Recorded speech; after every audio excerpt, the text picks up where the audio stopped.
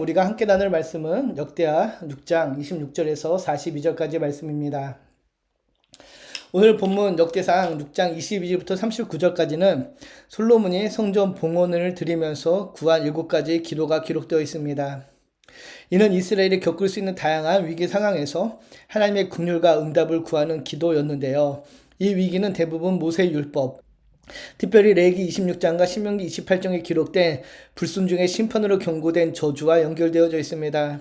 그리고 모든 기도의 장소로 성전이 언급되고 있는데요. 이는 성전이 기도의 집이됨을 알려주는 것이라 할 수 있습니다. 오늘 본문 26절은 세 번째 간구인데요. 가뭄과 비에 대한 기도입니다. 세 번째 간구는 백성의 죄로 인해 가뭄이 들었을 때 하나님 용서를 구하는 기도인데요. 26절에 주의 벌을 받을 때를 직역하면 당신이 그들을 괴롭게 할 때인데요. 이스라엘은 건기와 우기가 뚜렷하여서 비가 오지 않으면 파종이나 수확이 거의 불가능한 토양을 갖고 있습니다.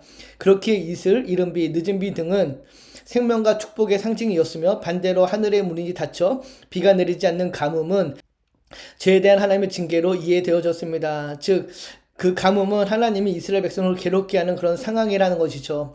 그러나 이처럼 하늘이 닫히는 재앙이 임해도 심판이 임해도 기도의 문은 닫히지 않음을 볼 수 있습니다. 기도의 길은 열려 있습니다. 하나님은 회개와 기도의 문을 열어두시고 회개하고 기도할 때에 하나님께서는 그들을 용서하시고 품어주시며 은혜를 베풀어 주시는 하나님이십니다. 그리고 이어지는 28절부터 31절은 가뭄뿐 아니라 다른 재앙들, 기근과 전염병, 모든 고난의 때에 백성들이 회개할 때 하나님의 응답하시기를 바라는 기도인데요.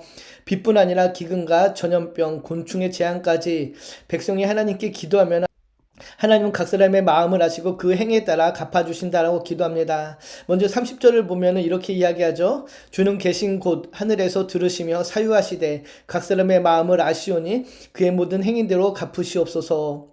솔로몬은 각 사람의 마음을 아시는 하나님이 회개하는 자의 진심을 헤아리고 행위대로 갚아주시기를 구합니다.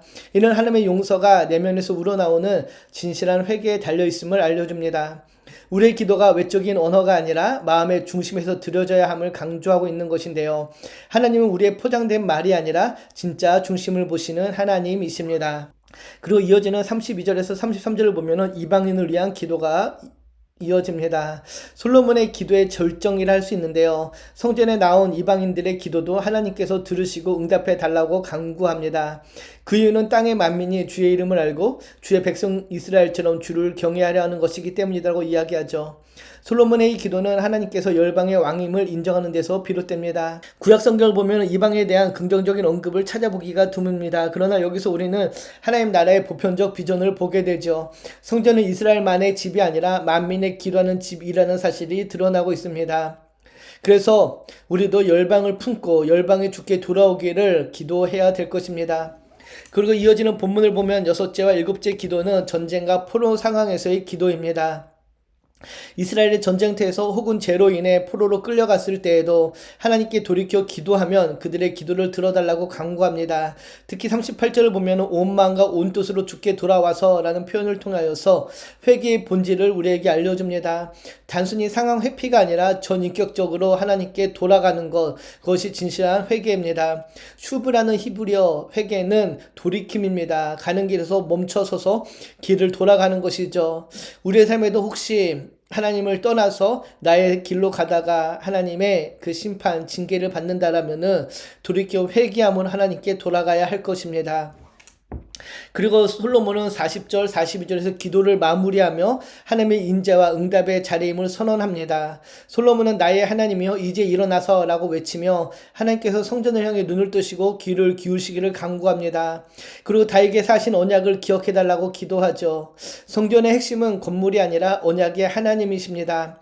하나님의 이름, 하나님의 임재, 하나님의 언약이 성전의 본질임을 선언하고 있는 것이죠. 오늘 본문을 보면 우리가 몇 가지 생각해 봐야 될 것이 있습니다. 청년의 시절은 실패와 좌절을 자주 경험하곤 합니다.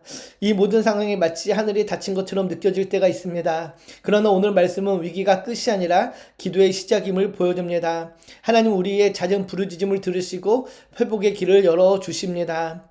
우리가 자주 빠지는 함정 중 하나는 형식적인 신앙입니다.